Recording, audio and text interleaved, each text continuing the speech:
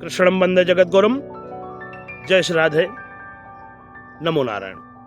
मैं रामानुजाचार्य प्रदीप कुमार मिश्र आप सभी सनातन धर्मावलंबियों का हार्दिक वंदन, अभिनंदन एवं स्वागत करते हुए सादर प्रणाम करता हूँ। आप सब देख रहे हैं कल्पवास आश्रम प्रयागराज, जिस चैनल का एकमात्र उद्देश्य आपको सनातन संस्कृतियों से जोड़े रखना है। जो भी लोग इस चैनल पर नए आए हों, उनसे निवेदन है कि कृपया इस चैनल को सब्सक्राइब करें, लाइक करें, शेयर करें, जिससे अधिक से अधिक लोगों तक यह जानकारी पहुंच सके।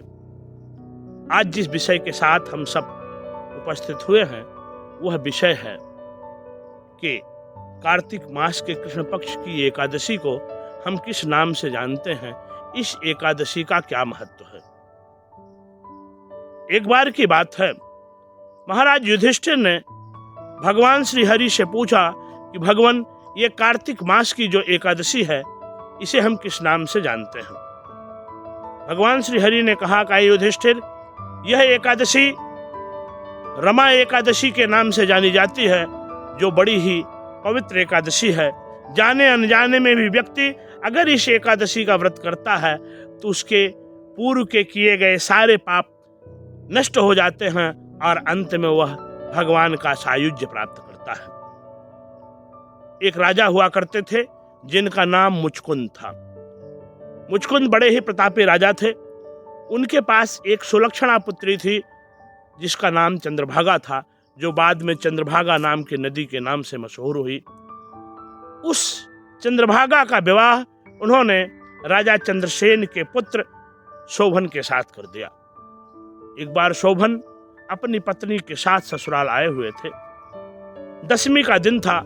मंदराचल पर्वत पर उद्घोष चल रहा था कि कल एकादशी के दिन सभी लोग व्रत रहेंगे, पशु पक्षी जीव जंतु भी आहार ग्रहण नहीं करेंगे। उन्होंने अपनी पत्नी से पूछा कि हमको क्या करना है।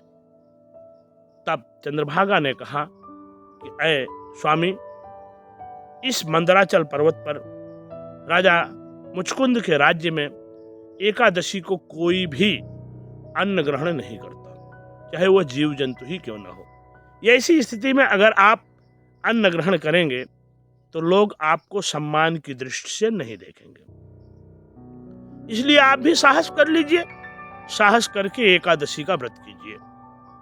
एकादशी का व्रत प्रारंभ हुआ। सायंकाल का समय आने पर जब सारे वैष्णव भगवान की सेवा में लीन हुए, इधर शोभन की स्थिति बिगड़ने लगी। किसी तरीके से उन्होंने व्रत धारण किए रहा और सूर्योदय के पहले उनके प्राणांत हो गए। प्राणांत होने की स्थिति में राजा मुचकुंद ने यथोचित उनके संस्कार कराए। अपने पति के सारे पारलौकिक संस्कार करने के बाद चंद्रभागा अपने पिता के यहाँ ही निवास करने लगे। इधर इस व्रत के प्रभाव से वो दुर्धर्ष नामक नगर में द्वितीय कुबेर के रूप में, राजा के रूप में प्रतिष्ठित हो गए। एक बार मुचकुंद के पुरोहित सोम शर्मा तीर्थ यात्रा पर निकले हुए थे। मंदराचल पर्वत पर एक दिव्य नगर को देख करके वहां पहुंचे। वहां उन्होंने देखा कि शोभन उपस्थित है और राजा के रूप में वहां विचरण कर रहा है।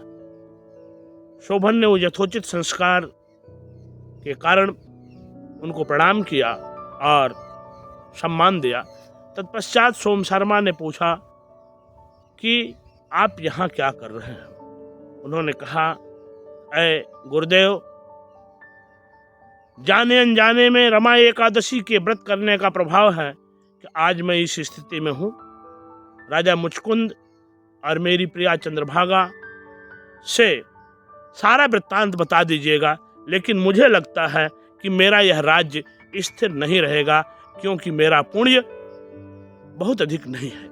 यह इसी स्थिति में जब सोम शर्मा जाकर के उसकी प्रिया चंद्रभागा से सारा वृत्तांत बताते हैं तो चंद्रभागा को भी अपने पति से मिलने की इच्छा है। ऐसी स्थिति में वो सोम शर्मा से निवेदन करती है कि गुरुदेव, मुझे अपने पति का दर्शन करना है। सोम शर्मा चंद्रभागा को लेकर के शोभन के पास पहुंचते हैं और शोभन उनको वाम भाग में स्थान देता है। चंद्रभागा कहती है, अय स्वामी, 8 वर्ष की उम्र से मैंने एकादशी का व्रत धारण किया है। एकादशी का व्रत करने के कारण जितने पुण्य अर्जित हुए हैं, उस पुण्य के प्रभाव से मैं इस राज्य को स्थिर करती हूँ और आपके सारे पापों का विनाश करने के लिए भगवान से प्रार्थना करती हूँ। जिसका प्रभाव हुआ कि वे दोनों 10,000 वर्ष तक निष्कंटक राज्य करते हैं। तत्पश्चात भगवान की सेवा करते हुए, एकादशी के व्रत का पालन करते हुए भगवान का सामीप्य प्राप्त करते हैं।